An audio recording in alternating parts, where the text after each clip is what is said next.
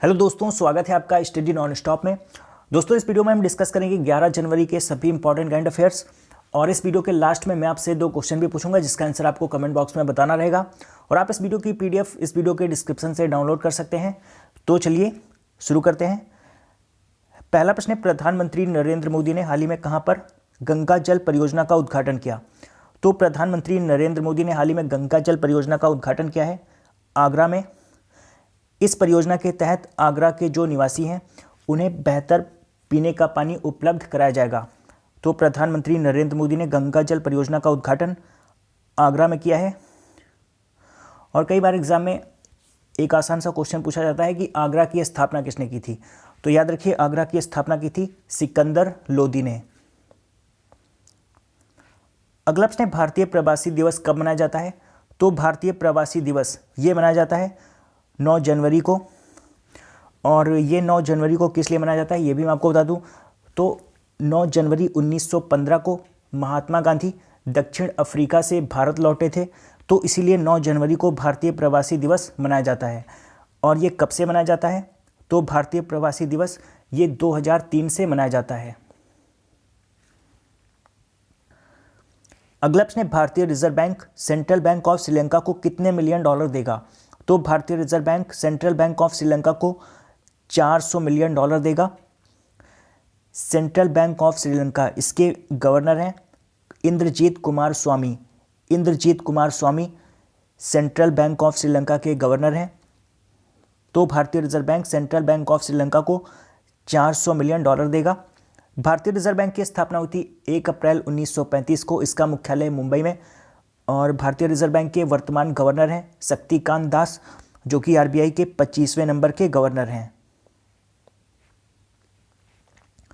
अगला प्रश्न, हाल ही में किस राज्य में भारत के सबसे लंबे single lane steel cable suspension bridge का उद्घाटन किया गया? तो हाल ही में भारत के सबसे लंबे single lane steel cable suspension bridge का उद्घाटन किया गया है अरुणाचल प्रदेश में। और ये पुल अरुणाचल प्रदेश में ऊपरी सियांग जिले में सियांग नदी पर बना हुआ है। अरुणाचल प्रदेश में एक जिला है ऊपरी सियांग, तो उस जिले में सियांग नदी पर यह पुल बना हुआ है। और इस पुल की लंबाई है 300 मीटर। 300 मीटर इस पुल की लंबाई है।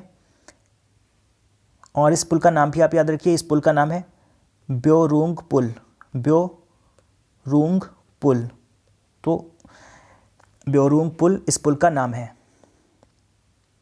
तो इस पुल का उद्घाटन अरुणाचल प्रदेश में किया गया है। तो हम थोड़ा सा अरुणाचल प्रदेश के बारे में जान लेते हैं। अरुणाचल प्रदेश की स्थापना हुई थी 20 फरवरी 1987 को। अरुणाचल प्रदेश की राजधानी है ईटानगर। अरुणाचल प्रदेश के मुख्यमंत्री हैं पेमा खांडू। अरुणाचल प्रदेश के राज्यपाल हैं बीडी मिश्रा। अरुणाचल प्रदेश के प्रमुख राष्ट्रीय पार्क हैं नामदाफा राष्ट्रीय पार्क और मॉलिंग राष्ट्रीय पार्क। अरुणाचल प्रदेश का प्रमुख लोक नृत्य है मुखौटा युद्ध नृत्य। अरुणाचल प्रदेश में जिले हैं 23 जिले।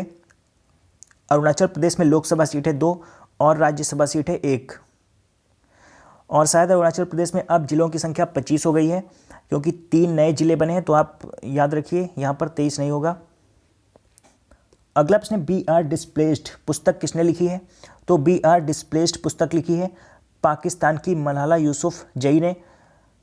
इस पुस्तक में इन्होंने जो दुनिया भर की यात्रा की है और इन्होंने जो शरणार्थी शिविरों का दौरा किया है, तो उन सब में इनका अनुभव कैसा रहा, तो उस अनुभव के बारे में इन्होंने इस पुस्तक में लिखा है।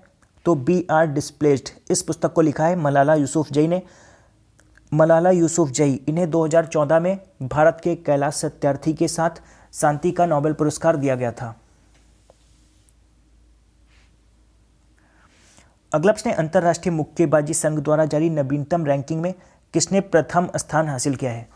तो अंतर्राष्ट्रीय मुक्केबाजी संघ द्वारा जारी नवीनतम रैंकिंग में प्रथम स्थान हासिल किया है 6 बार विश्व चैंपियन एमसी मैरी कॉम ने।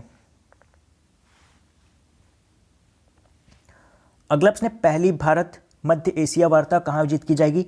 तो पहली भारत मध्य एशिया वार्ता उज्बेकिस्तान में आयोजित की जाएगी। इसका आयोजन उज्बेकिस्तान के समरकंद में किया जाएगा। उज्बेकिस्तान में एक शहर है समरकंद, तो इसका आयोजन उज्बेकिस्तान के समरकंद शहर में किया जाएगा। और इसकी सह अध्यक्षता भारत की विदेश मंत्री सुषमा स्वराज और उज्बेकिस्तान के विदेश मंत्री अब्दुल अजीज कामिलोव करेंगे। तो पहली भारत मध्य एशिया वार्ता ये उज्बेकिस्तान में आयोजित की जाएगी। उज्बेकिस्तान की राजधानी है ताशकंद और उज्बेकिस्तान की करेंसी है सोम। सोम उज्बेकिस्तान की करेंसी है। अगला प्रश्न, अलायंस मीडिया फ्रीडम के अध्यक्ष के रूप में किसे नियुक्त किया गया है? तो अलायंस फॉर मीडिया फ्रीडम के अध्यक्ष के रूप में नियुक्त किया गया है एन राम को। ये जो आपको इमेज में दिखाई दे रहे हैं ये एन राम, और ये द हिंदू ग्रुप के अध्यक्ष हैं। एन राम ये द हिंदू ग्रुप के अध्यक्ष हैं, तो इन्हें अलायंस फॉर मीडिया फ्रीडम के अध्यक्ष के रूप में नियुक्त किया गया है। अगला प्रश्न, विश्व हिंदी दिवस कब मनाया जाता है? तो विश्व हिंदी दिवस ये मनाया जाता है 10 जनवरी को। और अगर पूछा जाए कि राष्ट्रीय हिंदी दिवस कब मनाया जाता है, तो राष्ट्रीय हिंदी दिवस 14 सितंबर को मनाया जाता है। तो याद रखिए, राष्ट्रीय हिंदी दिवस 14 सितंबर को मनाया जाता है और विश्व हिंदी दिवस ये 10 जनवरी को मनाया जाता है। और ये विश्व हिंदी दिवस 10 जनवरी को क्यों मनाया जाता है ये भी मैं आपको बता दूं। तो 10 जनवरी 1975 को नागपुर में पहला विश्व हिंदी सम्मेलन आयोजित किया गया था, तो इसीलिए 10 जनवरी को विश्व हिंदी दिवस मनाया जाता है। अगला प्रश्न, सवर्ण जाति के कमजोर वर्ग को 10% आरक्षण देने के लिए राज्यसभा में कौन सा संविधान संशोधन बिल पारित किया गया? तो सवर्ण जाति के आर्थिक रूप से कमजोर वर्ग को 10% आरक्षण देने के लिए राज्यसभा में 124वां संविधान संशोधन बिल पारित किया गया है। अगला प्रश्न, सेबी ने किसकी अध्यक्षता में अनुसंधान सलाहकार समिति का गठन किया है? तो सेबी ने अनुसंधान सलाहकार समिति का गठन किया है शंकर डे की अध्यक्षता में। सेबी का फुल फॉर्म है securities and exchange board of India. Securities and exchange board of India SEBI का फुल फॉर्म है। सेबी का मुख्यालय है मुंबई में और सेबी के वर्तमान चेयरमैन हैं अजय त्यागी। अगला प्रश्न, आईआरसीटीसी ने किस इंश्योरेंस कंपनी के साथ साझेदारी की है? तो आईआरसीटीसी ने भारतीय एक्सा जनरल इंश्योरेंस के साथ साझेदारी की है। आईआरसीटीसी का फुल फॉर्म है Indian railway catering and tourism corporation. Indian railway catering and tourism corporation IRCTC का फुल फॉर्म होता है।